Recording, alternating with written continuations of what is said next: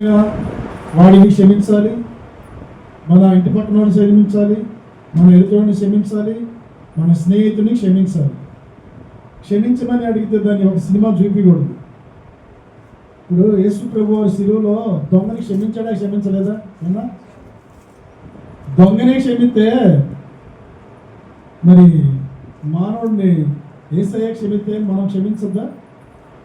ఒక దొంగని క్షమించాడు, నిన్నను క్షమించాడు, మన పాపంలో కూడా క్షమించాడు దేవుడు. అందుకనే శిలువలో ఏమయ్యాడు? బలియాగమయ్యాడు, సమస్తమును అర్పించాడు. క్షమించు, తప్పేముంది? దేవుడు ఏమన్నాడు? క్షమించు క్షమించు క్షమించని శిష్యులు అడుగుతున్నాడు. ఏమని? క్షమించు క్షమించు క్షమించు అయ్యా. నేను ఎప్పుడు వరకు క్షమించాలంటే నువ్వు 70 మార్లు క్షమించాలన్నాడు. 70 మార్లు అంటే ఏంటి? 70 మార్లు ఏంటి? 70 మార్లు క్షమించమన్నాడు. 70 మార్లు అంటే 77 మార్లు అంటే మనకి ఎంత ఆయుష్కాలం? 70 సంవత్సరాలు. అధిక బలం ఉంటే 80 సంవత్సరాలు. ఈ బ్రతికినంత కాలం మనం క్షమించాలి, కానీ క్షమించలేని మనసు మనలో ఉండకూడదు కదా. మనం క్షమించమని మనం అడుగుతున్నాము. మన పొరుగు వారిని అడిగినప్పుడు వాళ్ళు ఏం చేస్తారు? మనలో బలం తీసుకొని నన్ను క్షమించమని అడిగారు. తెలియదు కదా, వాక్యం తెలియదు కదా వాళ్ళకేం తెలుసు? వాక్యం తెలియదు. క్షమించమని మనం అడిగితే నిన్ను కూడా దేవుడు క్షమిస్తాడు. ఎందుకంటే మనం యేసుక్రీస్తుని కలిగి ఉండగానే పరిశుద్ధులు కాదు, మనం క్షమించమని అడగాలి. నన్ను క్షమించు, నన్ను క్షమించాలని అడగండి, నన్ను క్షమించయ్యా అని అడగండి.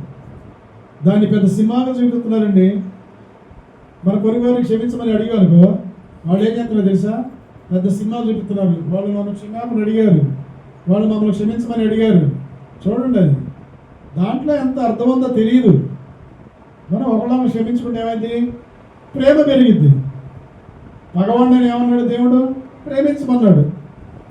ఇరుగు పొరుగుని ప్రేమించమన్నాడు. అప్పుడు మళ్ళీ దేవుని ప్రేమ కలిగినప్పుడు మనం అప్పుడు మళ్ళీ ఏమి ఉండవు, తీసేసుకుంటాం. ప్రేమిట హల్లెలూయా. చదువుకుందాం. నీతిమంతుని ఇల్లు గొప్ప ధననిధి. ఒక్కటి చదివి కదా. గొప్ప భక్తిహీనుడికి గొప్ప వచ్చుబడి శ్రమ కాను. మనం మాట్లాడు మీ దగ్గర నీతిమంతుని ఇల్లు గురించి మాట్లాడుకుందాం. మనకి నీతిమంతుని ఇల్లు గొప్పండి. యేసు రక్తంలో కడగబడి ఆయన విశ్వసించిన వారే నీతిమంతులు. ఇల్లులో ఏముండాలండి? నీతిమంతుని ఇల్లు ఏముండాలి? ధననిధి ఉండాలి. మనం నిధులు దోలాడుతుంటాం కదా. ముఖ్యమంత్రి నిధి అని, కొన్ని నిధులు మనం ఎక్కడన్నా బంగారం దొరుకుతుందని, లేదా వజ్రాలు దొరుకుతున్నాయి, నిధులు ఉన్నాయని పోతున్నారు. రావణపేట పోతున్నారు, పెరటాలు పోవట్లేదా? చూడండి, ఆ నిధులు దోలేటట్టుగా పోతున్నారు కదా. నిధి అంటే దాచబడిన చోటని నిధి అంటారు. నీతిమంతుని యొక్క ఇల్లు గొప్ప ధననిధి. నీతిమంతుని ఇల్లు ఎలా ఉండాలి? ఎప్పుడు స్తుతించాలి, ఎప్పుడు గణపరచాలి, ఎప్పుడు రక్షణ గురించిన ఉత్సాహ సునాలు వినబడాలి, ఎల్లప్పుడూ కూడా దేవుని మహిమపరచాలి. నీతిమంతుని యొక్క నీతిమంతుని ఇల్లుకి మరి మంచి సుగుణాలు, సువాసన ఏంటి? నీతిమంతుని ఇల్లు రక్షణ గురించిన ఉత్సాహ సునాదము వినబడాలి, ఎల్లప్పుడూ వినబడాలి. అది నీతిమంతునికి ఇల్లు. ప్రియ దేవుని బిడ్డలారా, నీతిమంతుని ఇల్లు మన హృదయము అంటాడు. నీ ఇల్లు చక్కబెట్టుకో, నీ హృదయాన్ని చక్కబెట్టుకో, నీ ఇల్లు చక్కబెట్టుకొని దేవుడు ఎన్నిసార్ల వాక్యాలు పరిశుద్ధ గ్రంథంలో లిఖించాడు. ప్రియబిడ్డ, ఇల్లు చక్కబెట్టుకోవాలి. మనం ఇల్లు చక్కబెట్టుకున్నప్పుడు మన ఇంట్లో ఎలా ఉంటుంది? సంతోషంగా ఉంటుంది. మన ఇల్లు చక్కబెట్టుకోవాలి. ఇల్లు అనగా ఇంట్లో ఎంతమంది ఉంటారండి? భార్య, పిల్లలు, అత్త, మామలు అందరూ ఉంటారు. మనవాళ్ళు పుట్టితే మనవాళ్ళు వాళ్ళు పుట్టితే వాళ్ళు ఉంటారు, కోడళ్ళు ఉంటారు. అది ఇల్లు. ఆ ఇంట్లో మనం ఎలాగుండాలి? దేవుని యేసు రక్తంలో కడగబడి మన నీతిమంతులు కాబట్టి దేవుని చూపించాలి. ప్రియబిడ్డ, అప్పుడు నీతిమంతుల యొక్క ఇల్లు గొప్ప ధననిధి. హల్లెలూయా, హల్లెలూయా, హల్లెలూయా. కీర్తన కీర్తన 118:15 రక్షణ గురించిన ఉత్సాహ సునాదమే వినబడాలి. మన గుడారం ఏది? మన గుడారము ఈ లోకంలో ఉన్న గుడారాలండి. మన గుడారం ఉంది, మన హృదయం అనే గుడారం, మన హృదయం అనే ఇల్లు. ఈ యొక్క గుడారంలో నుంచి ఏముండాలి? రక్షణ గురించిన ఉత్సాహ సునాదం వినబడాలి. అప్పుడు యెహోవా యొక్క దక్షిణాస్తం మనకి తోడుగా ఉండి ఏం చేసింది? సాహస ధైర్యం ఇచ్చింది, సాహస కార్యాలు చేయడానికి ఇచ్చింది. దక్షిణాస్తం తోడుగా ఉన్నప్పుడు, దక్షిణాస్తం తోడుగా లేకపోతే ఏమైంది? పిరిగితనం వచ్చింది. దక్షిణాస్తం తోడుగా లేనప్పుడు మనం ఏ కార్యాలు కూడా చేయలేము. ఎందుకని ఆయన హస్తం తోడుగా లేదు. ఆయన గుడారాల్లో, ఆయన నివసించే గుడారాల్లో రక్షణకు వచ్చిన ఉత్సాహ సునాదం లేదు. రక్షణ అయితే తీసుకున్నారు కానీ ఆయన స్తుతించడం, గణపరచడం గుడారాలు లేదు. కాబట్టి ఆయన దక్షిణాస్తము తోడుగా ఉండనప్పుడు ఏమైంది? పిరిగితనం వచ్చింది, భయందోళన వచ్చింది, కలవరపాటు వచ్చింది, కలవరింతలు వస్తాయి. ప్రియబిడ్డ, దక్షిణాస్తం తోడుగాలంటే నువ్వేం చేయాలి తెలుసా? నీవు ఎల్లప్పుడు కూడా దేవుని స్తుతించాలి, ఘనపరచాలి, మహిమపరచాలి. ప్రియబిడ్డ, హల్లెలూయా, హల్లెలూయా. చదువుదాం. సామెతలు 24:3. జ్ఞానం కావాలి. జ్ఞానం అంటే అన్నీ తెలుసుకోవాలి. మనము ఇల్లు కట్టబడాలంటే, కుటుంబాన్ని నడిపించుకోవాలంటే, కుటుంబాన్ని మనం ఆత్మీయతగా నడిపించుకోవాలంటే, సంఘం సక్రమైన మార్గంలో నడిపించుకోవాలంటే ఏం కావాలి? జ్ఞానం కావాలి. జ్ఞానవంతురాలు ఏం చేసిందండి? తన ఇల్లును చక్కపరుచుకుంటుంది. జ్ఞానం లేని స్త్రీ ఏం చేసింది? తన ఇల్లును తానే పెరిగి వేసుకుంటుంది. ఎలాగా? మాటల ద్వారా, ప్రవర్తన ద్వారా, ఆలోచన ద్వారా, నడవడం ద్వారా ఏం చేసిందంటే తన ఇల్లును చక్కపరచుకోలేదు. తన ఇల్లును పాడు చేసుకుంటూ తన చేతులారే పాడు చేసుకుంటుంది. జ్ఞానం లేని స్త్రీ ఇంటికి వెళ్ళండి, ఒక్కొక్క ఇంట్లో వెళ్తే అంతా పూజే, మూల పూజే ఉంటుంది. ఎక్కడ సామాన్లు అక్కడే, ఎక్కడ వేసిన అక్కడే ఉంటాయి. మరి ఎవరన్నా అనుకుంటారన్నా కూడా తెలివి జ్ఞానం కలిగి ఉండాలి కదా. జ్ఞానం దేవుడు తెలివిని, జ్ఞానమును, ఇంద్రియ నిగ్రహ శక్తిని నరుడికి ఇచ్చారా? ఇవ్వలేదా? ఇచ్చారు కదా. మరి జ్ఞానం ప్రకారం ఆ ఇల్లును చక్కపరచుకోవాలి కదా మంచిగా. దాన్ని ఎక్కడ పెట్టుకోవాలో అక్కడ అలమరలో పెట్టుకోవాలి. ఎక్కడ ఉండాలో, ఏ వస్తువు ఎక్కడ ఉండాలో అక్కడ పెట్టుకోవాలి. అంతేగాని అక్కడ వంటగదిలో ఉన్న వస్తువులు హాల్లో పెట్టుకోవచ్చా? జ్ఞానం గల స్త్రీ ఏం చేసింది?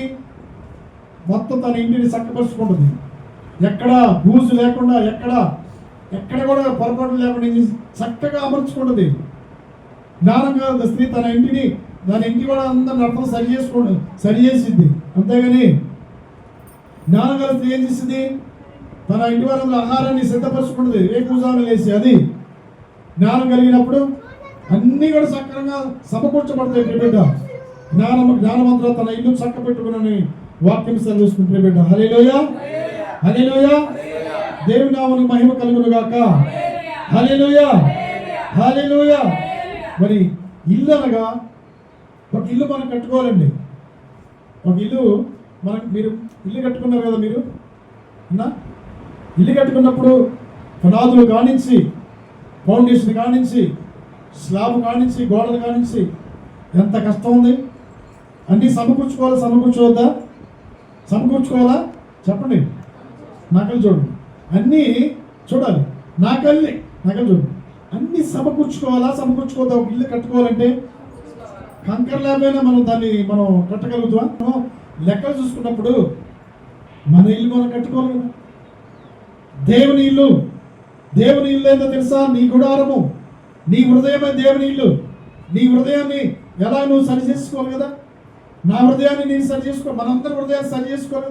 మన హృదయం అనే ఇల్లు ఆయనది. ఇంట్లో ఆయన ఉండాలి. ఈ హృదయం అనే ఆలయం ఇల్లులో ఆయన ఉండాలంటే మనం ఏం చేయాలి? అన్నీ కూడా సరి చేసుకోవాలి. అన్నీ కూడా మనము సక్రంగా తెలుసుకోవాలి. ప్రియబిడ్డ, నేను ఎలాగా నా హృదయం దేవునికి ఆనుకుంటుందా? నా హృదయం దేవునికి ఇష్టంగా ఉంటుందా? నా హృదయం దేవునికి ఆలయంగా ఉంటుందా? నా హృదయం అనే ఇల్లు, ఇంట్లో రక్షణ గురించిన సునాలు వినబడుతుందా? నా దేహంతో నేను మహింపరుస్తున్నానా? నా దేహంతో దేవుని ఘనపరుస్తున్నానా? నా దేహంతో నేను ఎల్లప్పుడూ దేవుని స్తుతిస్తున్నాను అనేది మనం తెలుసుకోవాలి. ప్రియబిడ్డ, ఇల్లు కట్టుకున్నప్పుడే మనం అన్ని తెలుసుకున్నామే.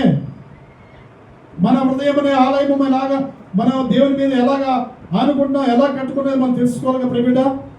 కాబట్టి జ్ఞానం కలిగి నడుచుకోవాలి. జ్ఞానము దేని వల్ల వచ్చింది తెలుసా? యేసుక్రీస్తును కలిగి ఉంటాం జ్ఞానము. జ్ఞానము ఆయన వాక్యమే వెల్లడగుతున్న జ్ఞానం వచ్చింది. ఆయన వాక్యము, ఆయన మాటలంటే ఎలాంటి మాటలండి? మట్టి ముసులో 7 మార్లు కరిగించి ఊదిన వెండి అంత పవిత్రమైనవి. అవునా కదా? అందుకనే వెండి కన్నా పవిత్రమైన మాటలు మనం మన హృదయంలో ఉంచుకున్నప్పుడు మన ఇల్లు ఎలా ఉంటుంది? సంతోషంగా ఉంటుంది. రక్షణ గురించిన సునాలు వినబడుతుంటుంది. ఇంకెవరు చెప్పాల్సిన పనే ఉండదు. ఆల్టర్నేట్గా ఇంట్లో ఏమవుతుంది? సునాలు వినపడుతుంది. కూని రాగాలు వస్తాయి. నడుస్తున్నా దేవుని మాటలే పలుకుతుంటాం. కూర్చున్నా కూడా దేవుని మాటలే పలుకుతుంటాం. సమయాన్ని పోనీయకూడదు ప్రిబిడ్డ. సమయాన్ని అసలు పోనీయకూడదు. ఇప్పుడు ఈ కాలం ఏంది? చెడు కాలం ఇది. ఏమి జరిగిందో కూడా తెలియదు. ఏ దినమో ఏం జరిగిందో తెలియదు. నీ జీవితం ఏ పాడిది? నువ్వు ఎంతటి పాడివి? నువ్వు నీళ్ళ మీద బుడగలాంటి వాడు. నువ్వు ఈ యొక్క జీవితాన్ని చూసుకొని మనం విడిచిపడుతున్నావా? ఒకవేళ వద్దు. కొంతలో చూసి అంతలో మాయమే నీ జీవితము. ఈ శరీరంలో నుంచి గాలిపోతేనే ఉందా? ఏమండి? ఈ శరీరంలో నుంచి గాలి పోతే ఏముందా? ఏమంటారు? తీసేయండి బయట పెట్టిన అంటారా? ఈ కొద్ది దాన్ని చూసుకొని మనము ఈ లోకంలో ఎన్నో ఆలోచనలు చేస్తాం ప్రిబిడ్డ. అది మనం మానుకోవాలి. కానీ నువ్వు కొంతలో కనపడి అంతలో మాయమే ఆవిరి లాంటి నా జీవితాలు మనం ఏం చేసి దేవునికి సమర్పించుకోవాలి. దేవునికి ఆనుకొని జీవించాలి ప్రిబిడ్డ. హల్లెలూయా. కాబట్టి నీతిమంతుల యొక్క ఇల్లు గొప్ప ధననిధి. ఆ ధననిధి మనము దినదినము మనము సంపాదించుకోవాలి. నిధులు సంపాదించుకోవాలి. దేవుని ద్వారా మనం అయ్యా నా ఇల్లును బాగు చేయ, నా గుడారాన్ని వర్తింప చేయ, నా గుడారమును నాయనా రక్షణ గురించి చేస్తున్నా దేవుని నిలబడాలని ప్రతిరోజు కూడా దేవుని పాదాల దగ్గర పడి సాగిలపడి మనము బ్రతిమలాడుకోవాలి ప్రియబిడ్డ. హల్లెలూయా. మరి ఒక రాజు ఉన్నాడు.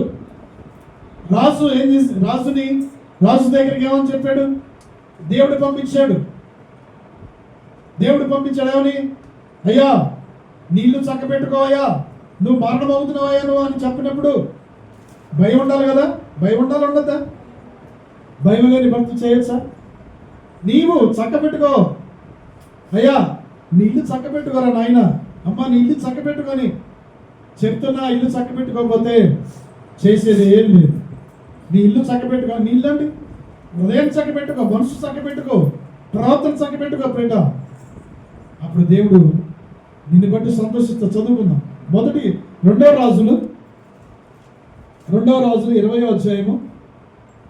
2వ రాజులు 20వ అధ్యాయము 20వ అధ్యాయం 1 చదువు. ఓ రాజు హిజ్కియా, నీవు మరణమవుతావు, నీళ్లు చక్కబెట్టుకో. ఎందుకంటున్నాడంటే హిజ్కియా ఏం చేశాడు తెలుసా? అష్షూరు రాజు వచ్చాడు. అష్షూరు రాజు వచ్చినప్పుడు తన ఇల్లు మొత్తాన్ని కూడా చూపించాడండి. చూపించాల్సిన పని ఏంటి? ఇస్తాను బెడ్రూమ్లు కూడా తీసుకెళ్ళకూడదు తెలుసా? లెక్క అయితే బెడ్రూమ్లు కూడా తీసుకెళ్ళకూడదు. హిజ్కియా ఏం చేశాడు?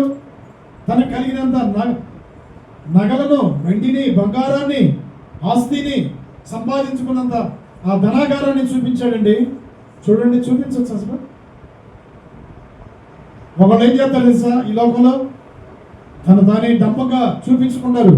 ఇదిగో నేను సంపాదించాను, ఇదిగో నీ బంగారం సంపాదించాను, ఇదిగో నీ కొత్త వస్త్రాలు తీసుకొచ్చాను, కొత్త వస్త్రాలు చీరలు తెచ్చాను, పట్టు చీరలు తెచ్చాను, వెండి చీరలు తెచ్చాను, రాగి చీరలు తెచ్చానని చెప్తుంటారు. డంబానికి మనకి పోవద్దు ప్రియబిడ్డ. డంబానికి పోయి బాధ తెచ్చుకోవడమే. ఈ లోకంలో ఉన్న చూపిస్తారు మనకి. వాళ్ళని చూపించినప్పుడు మనకేమో కలిగింది తెలుసా? మనకు కూడా డంబం వచ్చేసింది. వాళ్ళు కలిగి ఇక చూడు మనసు మారిపోయింది. చూడు వెండి బంగారాలు చూడండి దోసుకొని అప్పుడు దేవుని పాదాల దగ్గర పడి ప్రార్థిస్తున్నాడు. యెషయా వచ్చాడు, అంతా నువ్వు శత్రు రాజుకు చూపించాడు, అన్నీ చూపించానని చెప్తున్నాడు. ఎందుకు? మన శత్రువు అంటే ఎవరండి? మనకి శత్రువులు అంటే ఎవరండి? మనకి శత్రువులు అంటే ఎవరు?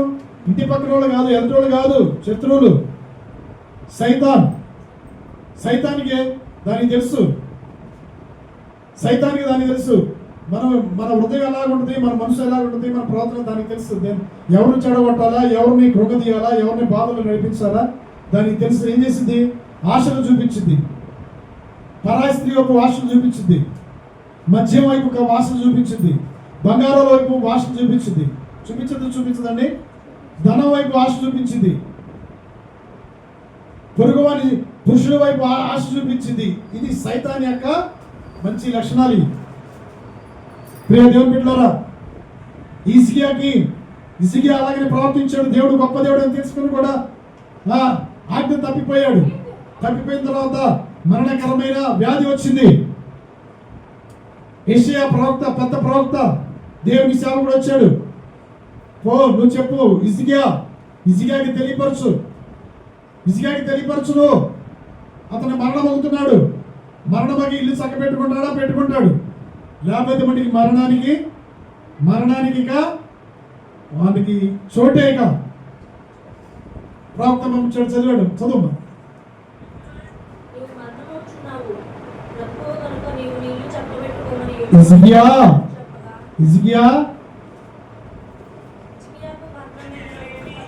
హిజ్కియాకు మరణం అనేవాళ్ళు ఈ లోకంలో ఎంతమంది ఉన్నారు.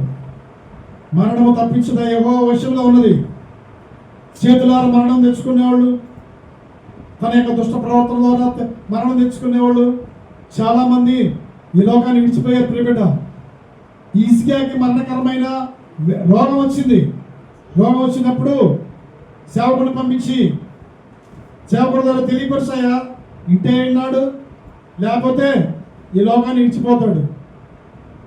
చదువు. అతని ఎద్దుకు వచ్చి, నీవు మరణమగుచున్నావు, నీవు బ్రతకు కనుక నీవు నీళ్లు చక్కబెట్టుకో, యెహోవా సెలవిస్తున్నాడు అని చెప్పగా, అతడు తన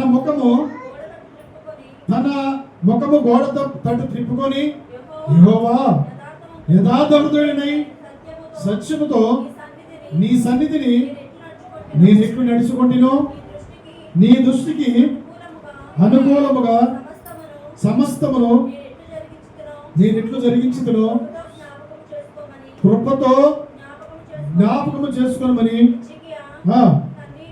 కన్నీళ్లు విడుచుచు హల్లెలూయా. చూడండి, మరణకరమైన నీకు రోగం వచ్చింది. మరణకరమైన రోగం రావడానికి కారణం ఏంటో తెలుసా? పాపం వల్ల ఏమొచ్చిందండి? రోగము. పాపం అంటే ఏంటండి? ఆజ్ఞ అతిక్రమించడమే. హిజ్కియా ఆజ్ఞ అతిక్రమించాడు. దేవుడు చెప్పింది చేశాడు, దేవుడు చెప్పింది చేయలేదు. దేవునికి ఇష్టంగానే ఉన్నాడు, దేవునికి ఇష్టంగానే నడుచుకున్నాడు, దేవునికి ఇష్టంగానే. ఒక విషయంలో తప్పిపోయాడు ప్రియబిడ్డ. అప్పుడు ప్రవక్త ద్వారా వచ్చి చెప్తున్నా, తెలియపరచు, హిజ్కియా నీవు మరణమవుతున్నావు, నీ రోగము మరణకరమైన రోగము, శరీరానుసారమైన రోగం ఉంది, ఆత్మీయసరమైన రోగం ఉంది. ఆత్మీయ రోగం ఏంటండి? ఆజ్ఞ తప్పిపోవడం, దేవునికి ఇష్టంగా లేకపోవడం, దేవునికి ఇష్టం లేకుండా ప్రవర్తించడం శరీరానుసారంగా. ఇది ఆత్మీయ రోగము. శరీర రోగం ఏంటండి? శరీరానికి వచ్చిన రోగము ఎలాగుంటుందండి? భయంకరంగా ఉంటుంది అది. ప్రియ దేవుని బిడ్డలారా, ఆ రోగము, అయ్యా నువ్వు మరణకరమైన వ్యాధి వచ్చింది కాబట్టి అని తెలియపరిచినప్పుడు హిజ్కియా గోడ తట్టు తిప్పుకొని ఎలాగండి గోడ తట్టు తిప్పుకొని ఏమంటున్నాడు? ప్రార్థన చేస్తున్నాడు. అయ్యా నేను యథార్థంగా నడుచుకున్నానే, సత్యముతో నీ సన్నిధిని నేనెట్లు నడుచుకున్నాను, నీ దృష్టికి నేను అనుకూలముగా ఉన్నాను, అయ్యా నీకు తెలుసు కదా, జ్ఞాపకం చేసుకో అని కన్నీళ్లు విడిచుచు యెహోవాకు ఏం చేశాడండి? ప్రార్థించాడు. కన్నీటి ప్రార్థన ఉందా నీకు? కన్నీటి ప్రార్థన ఉందా? విరిగిన మనసు ఉందా నీకు?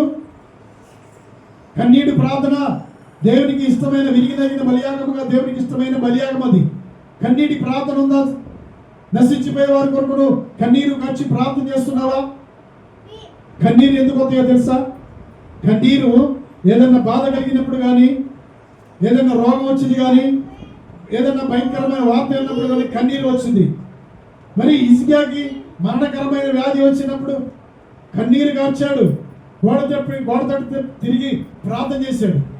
ఈరోజు నీకు మరణకరమైన వ్యాధి వచ్చింది, నువ్వు ప్రవర్తిస్తున్నావు, దేవునికి ఇష్టంగా నువ్వు నడుచుకోవట్లేదు, ఆ మార్గం తప్పిపోతున్నావు, ఆ మార్గాన్ని విడిచిపెట్టు, ఆజ్ఞ ప్రకారం నడుచుకోవద్దు, ఆ భక్తిని పోయే మార్గంలో నువ్వు నడుచుకోవద్దు అంటే కన్నీరు ఉందా? అసలు నీకు కన్నీరు ఉందా? అయ్యా నన్ను క్షమించాయా అని కన్నీరు కార్చి విరిగి నలిగిన మనసు నీకుందా? కన్నీరు కార్చు. యేసు ప్రభు వారు కూడా గెత్సెమనే తోటలో తను మరణానికి అతి చేరులో ఉన్నప్పుడు ఆయన కన్నీటితోనూ రోదనతోనూ వేదనతోనూ ఏం చేశాడండి? దేవునికి ప్రార్థించాడు. ప్రియ దేవుని బిడ్డ, మరణం నుంచి తప్పించబడాలంటే, రోగం నుంచి తప్పించబడాలి, ఏం చేయాలి? కన్నీటి ప్రార్థన నీకు ఉండాలి. నువ్వు ప్రార్థించాలి. ప్రియ బిడ్డ, యథార్థంగా నడుచుకోవాలి, జ్ఞానం కలిగి ప్రవర్తించాలి, సత్యంతో దేవుని సన్నిధిలో నడుచుకోవాలి. దేవునికి అనుకూలంగా ఉండాలి కానీ మనుషులకు అనుకూలం కాదు. మనుషులకు అనుకూలంగా వద్దు, దేవునికి అనుకూలంగా నువ్వు మనసు పడాలి, దేవుని వైపు చూడాలి. అప్పుడు నీకు సంపూర్ణ స్వస్థత వచ్చింది, సంపూర్ణ విడుదల కలిగింది. ప్రియబిడ్డ, హల్లెలూయా. దేవునికి ప్రార్థించాడు, కన్నీటి ప్రార్థన చేశాడు. మరలా ఏం చేశాడండి? ప్రార్థన చేసినప్పుడు కన్నీళ్లు విడిచుట నేను చూశానయ్యా, నీ ప్రార్థన నేను చూశానయ్యా, నేను బాగు చేస్తున్నాను అని చెప్పి ఏం చేశాడండి? నేను స్వస్థపడుతున్నానని యెషయా ప్రవక్త ద్వారా ఆ యొక్క అంజూరు పండ్లు తీసుకొచ్చి ఆ బొద్ద పెట్టడంలో ఏమైందండి? అతడు బాగైపోయాడు. హల్లెలూయా. అంజూరుపు చెట్టు ఉండాలి. అంజూరుపు చెట్టు ఎప్పుడు పచ్చగానే ఉంటుంది. ప్రియబిడ్డ, అంజూరుపు చెట్టు ఎప్పుడు కాపు కాస్తూనే ఉంటుంది. దానికి ఈ నెల ఆ నెల అని ఉండదు, ఎప్పుడు కూడా పచ్చగా ఉంటుంది. అంజూరుపు చెట్టు చూసావా? చూడలేదా మీరు? పైన ఉందండి అంజూరుపు చెట్టు, చావు ఉండదండి, ఎప్పుడు అది కాపు కాస్తూనే ఉంటుంది, ఎప్పుడు కూడా పచ్చగానే ఉంటుంది. ప్రియబిడ్డ, కాబట్టి నీవు ఎప్పుడుగా దేవుని సన్నిధిలో ఎలా ఉండాలి? పచ్చని ఒలీవ మొక్కలో ఉండాలి. దావీదు అంటాడు 23వ కీర్తనలో, యెహోవా నా కాపరి, నాకు లేమి కలగదు, పచ్చిక గల చోట ఆయన పరుడు చేస్తున్నాడు, శాంతికరమైన జలముల యొద్ద ఆయన నడిపించున్నాడు, శాంతికరమైన నా ప్రాణములకు ఆయన శాంతిస్తున్నాడు, తన నామం బట్టి నీతి మార్గంలో నడిపించున్నాడు. చూడండి, ఎప్పుడు పచ్చగా మనం ఉండాలి ఆయన సన్నిధిలో. దావీదు అంటాడు, అయ్యా నీ సన్నిధిలో నేను ఎప్పుడు పచ్చగా ఉండాలి, నీ సన్నిధిలో నేను దేవారాత్రులను ధ్యానించాలి, నీ సన్నిధిలో నేను నిలబడాలయ్యా, నువ్వే నా కాపరిగా ఉండి నన్ను నడిపించని మనం దేవుని సన్నిధిలో మనము ప్రాధాన్యపడాలి. ప్రియబిడ్డ, హల్లెలూయా. మరి హిజ్కియా మరణకరమైన రోగం రాగా దేవుని వైపు తిరిగి ప్రార్థించినప్పుడు ఏమైందండి? బాగుపడ్డాడు. హల్లెలూయా. నీవు కూడా బాగుపడాలి ప్రియబిడ్డ. కొన్ని రోగాలు బాగుపడవు, కొన్ని రోగాలు పావు, కొన్ని రోగాలు ఎలా ఉంటే తెలుసా? అవి ఏం చేస్తాయి? నీకు బాగుపడకుండా అవి మనకి అడ్డుగా వస్తుంది ప్రియబిడ్డ. ఆ పాపాలు మనం ఏం చేయాలి? ఒప్పుకొని విడిచిపెట్టాలి. ఏంది, నేను దేవుడిని నమ్ముకున్నాగా, యేసయ్యని నమ్ముకున్న ఈ రోగం నాకు రాటైంది. నీకు ఈ రోగం దేవుని మహిమపరచడానికి ఈ రోగం వచ్చింది. అక్కడ యేసు ప్రభు వారు తన స్నేహితుడున్న లాజరు దగ్గరికి వెళ్ళినప్పుడు అక్కడ మరియమ్మ మార్త ఏమడిగిందండి? అయ్యా నువ్వు ఇక్కడ ఉండని ఎడలా నా సహోదరుడు చనిపోకుండా ఉండని అని వేడుకోలేదా? అయ్యా నా సహోదరుడు చనిపోయి 4 దినాలు కంపు పెడుతుంటే నీవు నమ్మిన ఎడలా నా మహిమను చూస్తాను అన్నాడు. నమ్మాలి, దేవుని నమ్మాలండి. ఈ రోగం నన్ను స్వస్థపరిచే దేవుడు, ఈ రోగం నుంచి నన్ను ఇడిపించే దేవుడు అని నీవు నమ్మాలి. యేసు ప్రభు వారు సమాధి దగ్గరికి వెళ్ళాడు, ఏమన్నాడు? లాజరు బయటికి రా అని అన్నంలోని లాజరు బయటికి రాలేదా? రాలేదా? వచ్చాడు, సజీవుడిగా వచ్చాడు. ప్రియబిడ్డ, మహిమను మనం చూడాలంటే, ఆయన మహిమను చూడాలంటే మనం ఏం చేయాలండి? ఆయనని ఆయన ప్రకారం నడుచుకోవాలి, దివారాత్రులను ధ్యానించాలి, కన్నీటి ప్రార్థన ఉండాలి, యథార్థంగా నడుచుకోవాలి, జ్ఞానం కలిగి ప్రవర్తించాలి. హిజ్కియా ప్రార్థన చేశాడు. అసలు ఈ రోగం నాకు ఎందుకు వచ్చింది? యేసయ్యని నమ్ముకున్నాగా? ఎందుకు యేసయ్యని నమ్ముకున్నావు? రోగం రాదా? రోగాలు రావా? బలహీనతలు రావా? వస్తాయి. ఈ రోగం తగ్గాలంటే ఏం చేయాలి? నువ్వు ప్రార్థన విరిగిన పరిస్థితులు దేవునికి ఇష్టంగా ఉంటావా? యథార్థంగా నడుచుకున్నావా? యథార్థం అంటే ఏంది? యథార్థ హృదయంలో ఏ కల్మషం ఉండకూడదు, చెడు ఉండకూడదు, అపవిత్రత ఉండకూడదు. ప్రియబిడ్డ, యథార్థవంతులు ఆయన ఏం చేస్తాడండి? వర్ధిల్లింపజేస్తాడు. యథార్థ వంశమును దీవిస్తాడు. యథార్థవంతులని ఏ మేలు చేయక మానడు. ప్రియబిడ్డ, హల్లెలూయా. యథార్థంగా నడుచుకున్నానని దేవుడు వైపు తిరిగి ప్రార్థన చేసినప్పుడు, హిజ్కియా ప్రార్థన విని, కన్నీటి ప్రార్థన విని, విరిగి నలిగి మనం ప్రార్థన చేసినప్పుడు కొన్ని సంవత్సరాల నుంచి ఉన్న రోగం ఏమైందండి? దేవుడు తీసివేశాడు. ప్రియబిడ్డ, ఆయన స్వస్థపరచగల దేవుడు, యెహోవా దేవుడు. హల్లెలూయా, హల్లెలూయా, హల్లెలూయా. రెండో మాట వద్దాం. 11వ అధ్యాయము 24వ వచనం. లోకాసు వార్త 11వ అధ్యాయము 24, 25. ఆశీర్వాదం ఎలాగొచ్చింది? ఆశీర్వాదము అక్కడ, ఆశీర్వాదములు శాశ్వత జీవం ఉండాలి. 133వ కీర్తనలో ఉంటుంది కదా, ప్రేమ కలిగి ఉండాలి, దేవుని ప్రేమ కలిగి ఉండాలి, దేవుని ఆజ్ఞ ప్రకారం నడుచుకోవాలి. అప్పుడు నీరు లేని చోట అక్కడ ప్రార్థన ఉండదు, అక్కడ దేవుని గురించి స్తుతించడం ఉండదు. మరి అపవిత్రాత్మ మనం వదిలిపోయింది కదా, అపవిత్రాత్మ వదిలిపోయిన తర్వాత అక్కడ ఏముండాలండి? చూడండి, అపవిత్రాత్మ వదిలిపోయిన తర్వాత మరలా వదిలిపోయిందని, మరలా రోగాన్ని వదిలిపోయిన తర్వాత మనం మరలా ఏం చేయాలండి? తెచ్చుకోవచ్చా? అక్కడ ఏముండాలి? ఆ ఇంట్లో ఏముండాలండి? ఊడ్చి అమర్చిన తర్వాత అక్కడ పరిశుద్ధమైన జీవితం కలిగి ఉండాలి, ప్రార్థించాలి, స్తుతించాలి, దేవుని మహింపరిచే వారిగా ఉండాలి. ఆ మనిషిని వదిలిపోయిన తర్వాత మరలా విశ్రాంతితో వెతుకుతూ నీరు లేని చోట్లకు తిరుగుతుంటుందంట. విశ్రాంతి దొరకనందున నేను విడిచి వచ్చిన నా ఇంటికి తిరిగి వెళ్ళిందని చదువు వచ్చి చదువు ఆ ఇల్లు ఊడ్చి అమర్చి ఉండుట చూసి వేదీకరించబడిన తర్వాత మన హృదయంలో ఏముండాలండి? మన హృదయంలో దేవుని మాటలే ఉండాలి, మన హృదయం దేవుని ఆలయంగా ఉండాలి, మన హృదయం దేవుని పరిశుద్ధ ఆలయముగా మర్చుకోవాలి. ఊడ్చి అమర్చి ఉండి చక్కగా పెడతాం. అక్కడ చక్కగా పెట్టిన తర్వాత మనం దేవుని మాటలు లేకపోతే ఈ యొక్క సైతాన్ అంటుంది, మరలా నేను చక్కగా అమర్చబడిన ఇంటికే నేను వెళ్తాను. వదిలి వచ్చిన తర్వాత అక్కడ ఊడ్చి చక్కగా పెట్టిన ఆ ఇంట్లోకి వస్తే, ఆ ఇంట్లోకి వచ్చి ఏం చేసిందండి? అక్కడ మరీ చెడ్డమైన ఏడు అపవిత్రాత్మను తీసుకొచ్చిందండి. చెడ్డం అంటే ఏంటండి?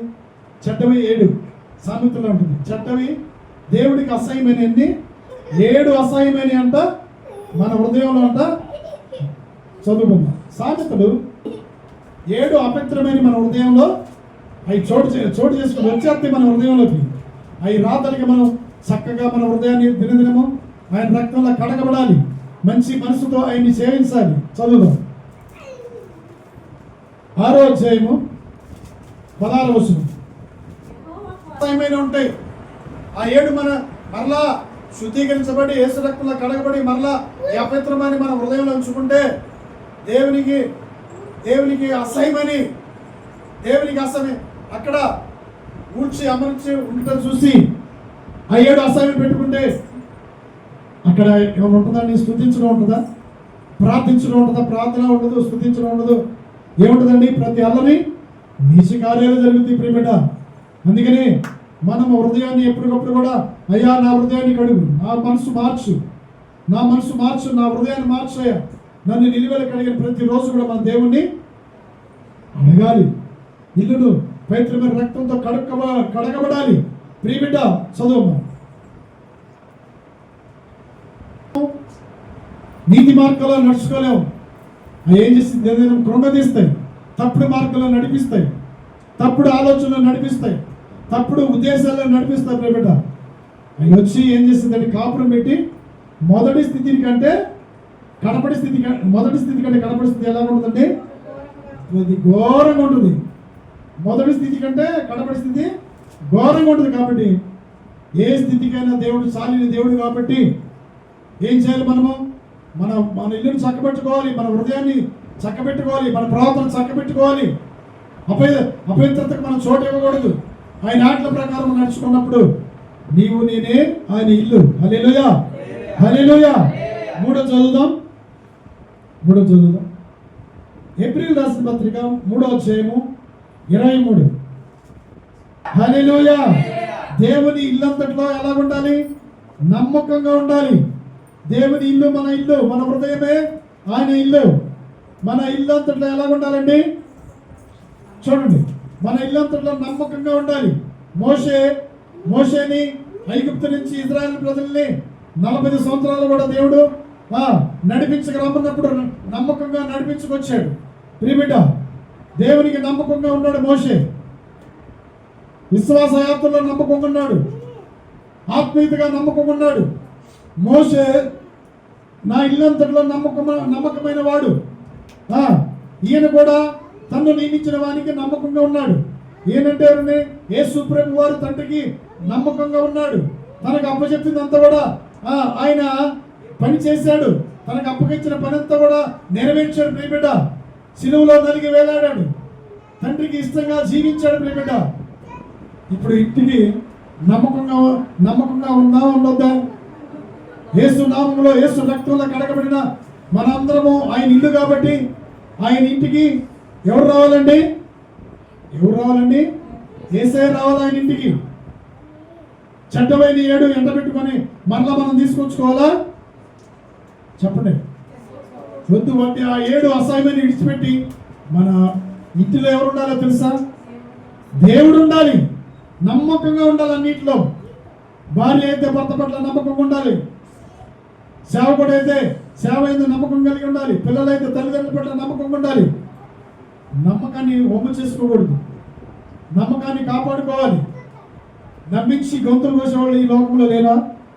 నమ్మించి గొంతులు కోసేవాళ్ళు, నమ్మించి పాడి పనులు చేసేవాళ్ళు లేరా? నమ్మించి తప్పుడు ప్రవర్తించేవాళ్ళు లేరా? నమ్మించి మనల్ని నమ్మించి ఏం చేశారు తెలుసా? ఇంకోళ్ళకి మన మాటలు చెప్పేవాళ్ళు లేరా? ఉన్నారు ఈ లోకంలో. అందుకని ఈ వాక్యం రాయబడింది.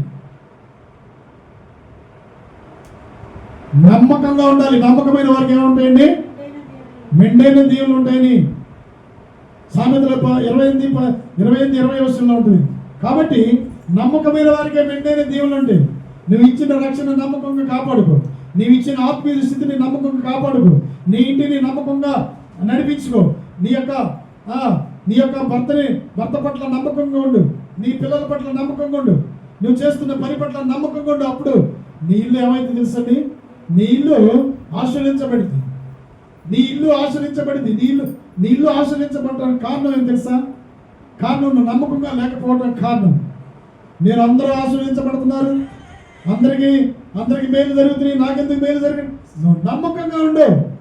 నువ్వు నమ్మకంగా ఉంటే, దేవుని ఇల్లంతట్లో నువ్వు నమ్మకంగా ఉంటే, నీ హృదయాన్ని దేవునికి సమర్పించుకుంటే, నీ జీవితాన్ని దేవునికి సమర్పించుకుంటే, నువ్వు మనసు మారితే, నీవు మెండైన దేవుడు నీకు దేవుడు ఇస్తానని వాక్యం సెలవిస్తున్నారు. ప్రియబిడ్డ, హల్లెలూయా, హల్లెలూయా, హల్లెలూయా. దేవుని ఇల్లంతట్లో మోషే నమ్మకంగా ఉన్నాడు కాబట్టి యేసు ప్రభు వారు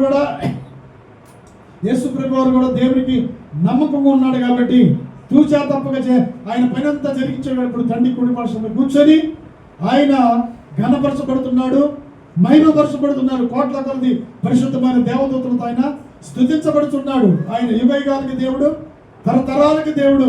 హల్లెలూయా. కాబట్టి నువ్వు అన్నింటిలో నమ్మకంగా ఉండాలి, ఇచ్చిన రక్షణలో నమ్మకంగా ఉండాలి, నువ్వు పనిచేస్తున్న చోట నమ్మకంగా ఉండాలి, నీ తల్లిదండ్రుల పట్ల నమ్మకంగా ఉండాలి. నమ్మకాన్ని పోతే ఎవరు కూడా నమ్ముతారా? నువ్వు మంచి పని చేస్తున్నా, మంచి చోట పోయినా కూడా నమ్మరు. ఏమొచ్చిందండి? ఏమొచ్చింది? అనుమానం వచ్చిందే కదా. అనుమానం రాత్రికి ఏం చేయాలి? మనం నమ్మకంగా ఉండాలి, నమ్మకమైన పనులు చేయాలి, నమ్మకమైన ప్రవర్తించినప్పుడు అప్పుడు నీకు మెండైన దీవులు కుమ్మరించబడతాయి. హల్లెలూయా, హల్లెలూయా. చదువుదాం. చివరి వాక్యం చదువుకుందాం. లోకాసు వార్త 14వ అధ్యాయము 28, 29, 30. చివరి ఒక మందిరం కడుతున్నాము, లేకపోతే ఒక ప్రహారీ కడుతున్నాము. దాన్ని మనం పునాది వేసినప్పుడు మనం కట్టకపోతే ఏమైపోతుందండి? అందరూ ఏం చేస్తారు? చూసినాడు, వీళ్ళు పునాది వేసారు, ఇల్లు ఎందుకు కట్టలేదు, వీళ్ళు పునాది వేసారు, ఇల్లు ఎందుకు కట్టలేదు అని ఎగతాళి చేస్తారు, చేయరా? ఒక పునాది మనం నిర్మించేటప్పుడు, ఒక ఇల్లును మనం నిర్మించేటప్పుడు ఏం చేయాలండి? అన్ని లెక్క చూసుకొని మనము ఇల్లు కట్టుకోవాలన్నా ఏదైనా కట్టుకోవాలో మనం లెక్క చూసుకొని దాన్ని అయిపోయేంత పాటు కూడా మనము దాన్ని కొనసాగించే ఉండాలి. ప్రియ దేవుని బిడ్డలారా, పునాది మీద ఆగిపోయింది అనుకో, కట్టడం ఆగిపోయింది అనుకో, అందరూ ఏం చేస్తారండి? వీళ్ళ దగ్గర డబ్బు లేనప్పుడు వీళ్ళకి ఎందుకు ఇల్లు కట్టడం, వీళ్ళ దగ్గర డబ్బు లేనప్పుడు ఈ ప్రహారీ ఎందుకు కట్టడం అని ఎగతాళి చేస్తారా, చేయరా? ప్రియ దేవుని బిడ్డలారా, ఒకటి జ్ఞాపకం చేసుకోండి, లెక్క చూసుకోరా. నువ్వు కూడా నీవు ఆత్మీయ పునాది మీద నువ్వు స్థిరపడాలి. ఆ పునాది యేసు, ఆ బండే యేసు. యేసు మీద నువ్వు పునాది కలిగి ఉండాలి. పునాది మీద వేసి నువ్వు లెక్క చూసుకున్నావు కదా, నీవు దేవుని పునాది మీద నువ్వు స్థిరపడాలి. దేవుని వాక్యంలో స్థిరపడాలి, దేవుని ఆనుకోవాలి. అప్పుడు నువ్వు నేను ఎలాగ నడుచుకున్నాను, నేను ఎలాగ ప్రవర్తిస్తున్నాను అనేది నీవు లెక్క చూసుకోవాలి. నువ్వు నీ ప్రవర్తన నువ్వు సరి చూసుకోవాలి, నీ నడకలను నువ్వు సరి చూసుకోవాలి. నువ్వు లెక్క చూసుకో. నేను ప్రవర్తించిన ప్రవర్తన అయ్యా నీకు అసహ్యంగా ఉందయ్యా, నేను ప్రవర్తన అయ్యా నీకు ఇష్టంగా లేదయ్యా, అయ్యా నన్ను క్షమించయ్యా, అయ్యా నువ్వు పునాది వేసా, ఎంత గొప్ప రక్షణ ఇచ్చావు కన్నా అయినా అయ్యా నేను ఆ రక్షణ కొనసాగించలేదయ్యా, భయంతో వనంతో కొనసాగించలేదా, నేను కొనసాగించలేదా, నేను తప్పిపోయానయ్యా, నన్ను క్షమించయ్యా అని దేవుని పాదాలు పెట్టుకొని నువ్వు బ్రతిమలాడాలి. నువ్వు పునాది మీద ఉంటావా? దేవుని పునాది మీద ఉంటే నువ్వు అటు ఇటు కూడా తొనకలాడు. ఎన్ని బాధలు వచ్చినా, ఎన్ని కష్టం వచ్చినా అటు ఇటు కూడా నువ్వు పరిగెత్తలేవు. ఏ పాపంలో పడిపోవు, ఏ రోగము రాదు, ఏ కీడు రాదు, ఏ అపాయం రాదు. ఎప్పుడంటే నువ్వు దేవుని వేసిన పునాది మీద నువ్వు స్థిరపడాలి, దేవుని పునాది మీద నువ్వు కట్టబడాలి. ప్రియబిడ్డ, దేవుని పునాది అంటే ఏంది? వాక్యములు ప్రతి వారం మనం వాక్యం వింటున్నాం, ప్రతి నెల మనం వాగ్దానాలు తీసుకుంటాం, ప్రతి సంవత్సరం మనం వాగ్దానాలు తీసుకుంటాం. దేవుని వాక్యము పునాది కదా. ఆ వాక్యాన్ని అనుసరించి మనం నడుచుకోవద్దా? ఆ వాక్యానుసారంగా మనం బ్రతకాలా? చెప్పండి, బ్రతకాలి, నడుచుకోవాలి. అదే దేవుని యొక్క పునాది. ఆయన పునాది మీద మనం ఉన్నప్పుడు ఎటు కూడా మనం త్రొట్టిల్లం. ప్రియబిడ్డ, ఇక్కడ ఏమైందంటే లోకాసు సువార్త 14వ అధ్యాయము దేవుడు వాక్యం సెలవిస్తుంది. ప్రియబిడ్డ, ఏమని సెలవిస్తుందంటే, నీవు పునాది మీద కట్టలేనప్పుడు, నువ్వు పునాది మీద కట్ట మొదలుపెట్టే కానీ కొనసాగించకపోతే దాన్ని చూసి ఎగతాళి చేస్తారు. నీవు దేవుని గొప్ప దేవుడు అని తెలుసుకున్నావు కదా, దేవుని ప్రకటించు. ఎన్ని బాధలు వచ్చినా, ఎన్ని కష్టాలు వచ్చినా దేవుని ప్రకటించు. దేవుని యొక్క క్రియలు నీలో చూపించు. విశ్వాసం కలిగి దేవునికి ఇష్టంగా ఉండి ఆయన పునాది మీద నువ్వు స్థిరపడు. స్థిరమైన నిర్ణయాలు తీసుకో, స్థిరమైన ఆలోచనలు తీసుకొని దేవునికి ఇష్టంగా ఉండాలి. ప్రియబిడ్డ, హల్లెలూయా, హల్లెలూయా.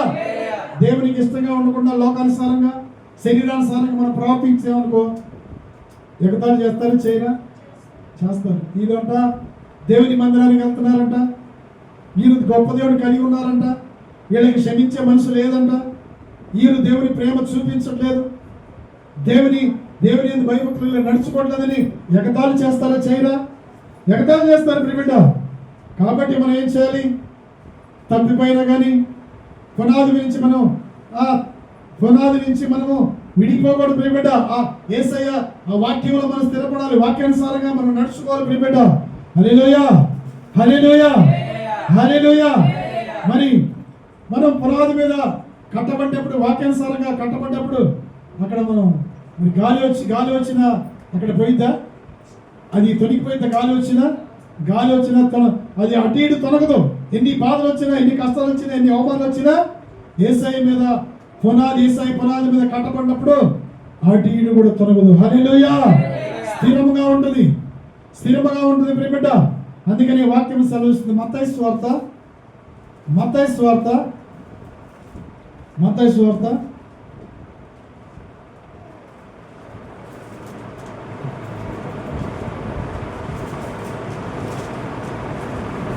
24వ వచనం చదవడమ్మా.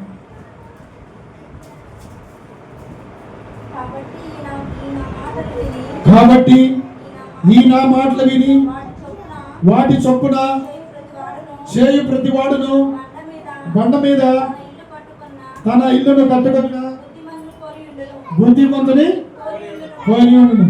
హల్లెలూయా. బుద్ధిమంతుడు ఎలా కట్టుకుంటాడండి? సమస్తమును సమకూర్చుకొని పునాది మీద ఏం చేస్తాడండి? తన ఇల్లు కట్టుకుంటాడు. తన ఇల్లు కట్టుకున్నప్పుడు అక్కడ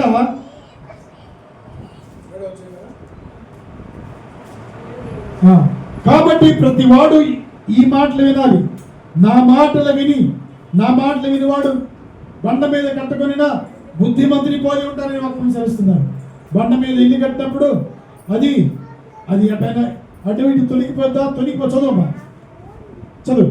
వాన కురిసెను, వరదలు వచ్చెను, గాలి విసిరి ఆ ఇంటి మీద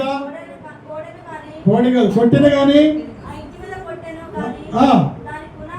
దాని పునాది బండ విసిరిని. భక్తిలో మన మీద లేనిపోని మాటలు మాట్లాడినా ఇదేనండి. ఎన్నో ఇసిరారు తెలుసా? రాళ్ళు ఇసిరారు, నిమ్మకాయలు ఇసిరారు, పసుపు చల్లారు, చాలని ఎన్నో ఇసిరారు. ఇసిరితే దేవుడికి అప్పు చెప్పాడు. దేవుడు శిక్షించలేదా? శిక్షిస్తాడు. నాకు తెలిసిన ఒక ఊర్లో ఒక ఆయన ఏం చేశాడు? పసుపు, నీళ్లు, నిమ్మకాయలు పక్కన ఇంటి మీద ఇసిరాడు. ఎందుకు ఇసురుకో? నీ ఇంట్లో ఇసురుకో తప్పుందా? నీ ఇంట్లో ఇసురు తప్పే లేదు. ఇంకో ఇంటి మీద ఇసురొచ్చా? రాత్రి పూట మనకు తెలియకుండా ఏం చేసినా కానీ మనకి ఏం కాదు. మన పక్షంలో ఎవరున్నారండి? మనకి ఎంతమంది దూతలు కావాలి ఉన్నారు? 2 దూతలు కావాలి ఉన్నారు. ఉన్నారా లేదా? 90 ఉంటుంది. కాబట్టి మనకి దేవతలు కావాలి ఉన్నారు. ఒక దూత ఎంతమందిని చంపిందండి? అశ్షూరు రాజులో పనేంది? పెద్ద బండ్లను కొని, బూతులే కోయిని, కీడీ చేయని, అపాయములు తలపెట్టని, చాటు మాట వ్యవహారాలు చేయని, తప్పుడు ఆలోచన చేయని. వస్తాయి, వ్యాధులు వస్తాయి, అవమానాలు వస్తాయి, నిందలు వస్తాయి. ఏం కాదు, అవి రావాలి. మనకి మనం సువర్ణంగా మారాలి. దేవుని మనము ఎదుర్కొంటాం. ప్రియబిడ్డ, రోగాలు వచ్చినాయని వాళ్ళకే వచ్చినాయి రోగాలు, మనకి రాగలేదు.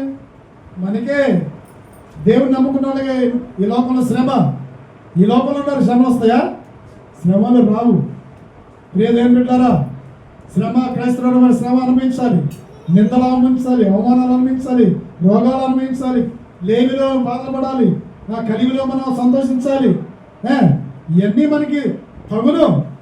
ప్రియ బిడ్డ, ఎవరు నిన్ను భయపడాలని తలంచిన నువ్వు భయపడద్దు. ధైర్యంగా యేసు నామములో లయమైపోవును గాక.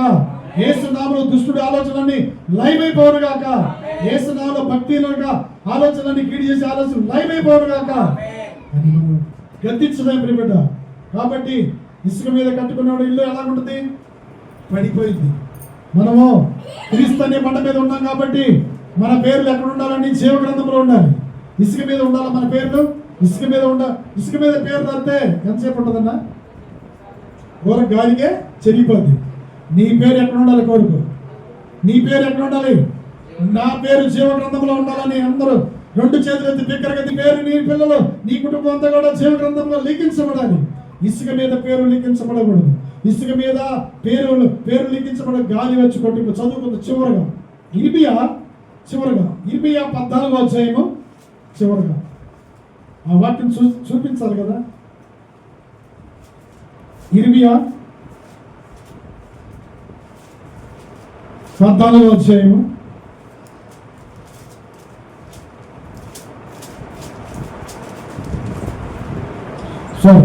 ఇర్మియా 17వ అధ్యాయము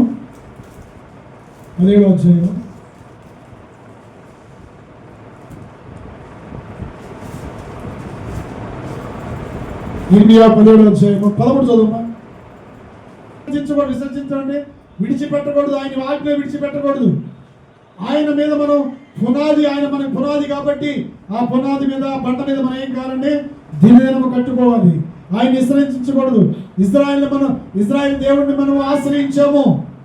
ఆయన ఆశ్రయించాము. మనము ఆయన మీదే కట్టబడాలి. మనము ఆయన్ని విసర్జించకూడదు. ఆయన ఆనుకొని జీవించాలి. ప్రియబిడ్డ, మనకు చదువుమా. ఇశ్రాయేలు ఆయన వాళ్ళ పేర్లు ఎక్కడ లిఖించబడతాయండి? ఆయన విసర్జించిన వాళ్ళ పేర్లు ఎక్కడ ఉన్నాయండి? చదువు. వారు ఎవరి పేరు తెలుసా? దేవుని మీద ఆనుకోకుండా, దేవుని పునాది మీద కట్టబడకుండా, దేవుని ఆత్మీయతగా బలపడకుండా, ఇచ్చిన రక్షణ కాపాడుకోకుండా దినదినము దేవుని విసర్జిస్తే, దేవుని వాక్యాన్ని నిర్లక్ష్యం చేస్తే, దేవుని మందిరం నిర్లక్ష్యం చేస్తే, దేవుని ఆజ్ఞ ప్రకారం నడుచుకోనని వారిని ఏమన్నారో తెలుసా? ఇసుక మీద వారి పేరు లిఖించబడింది అన్నాడు. ఇసుక మీద వారి పేర్లు లిఖించబడి, ఇసుక మీద పేరు రాస్తే ఉంటుందా? పోయింది, చెరపబడింది. నీ పేరు జీవ గ్రంథంలో లిఖించబడాలంటే ఎలా చేయాలి తెలుసా? హిజ్కియా వలె నువ్వు యథార్థంగా నడుచుకోవాలి, భయభక్తులు కలిగి నడుచుకోవాలి. నువ్వు కన్నీటికి ప్రార్థన చేయాలి, విరిగి నలిగిన మనసుతో నీవు ఉండాలి, ఆయన ఆజ్ఞ ప్రకారం నడుచుకోవాలి. రెండోది, నువ్వు అన్నింటిలో నమ్మకంగానే ఉండాలి. నమ్మకంగా ఉంటే నీకు మెండైన దీవెనలు కుమ్మరించబడతాయి. నువ్వు ఇంటిలో నువ్వు నమ్మకం ఉండాలి, బయట నమ్మకం ఉండాలి, నీ ప్రవర్తనలో నమ్మకం ఉండాలి, నీ ఆత్మీయ జీవితంలో నమ్మకం ఉన్నప్పుడు నీకు మెండైన దీవెనలు నీ కుటుంబానికి, నీపైకి దేవుడు నిండారుగా కుమ్మరించబడును గాక. హల్లెలూయా.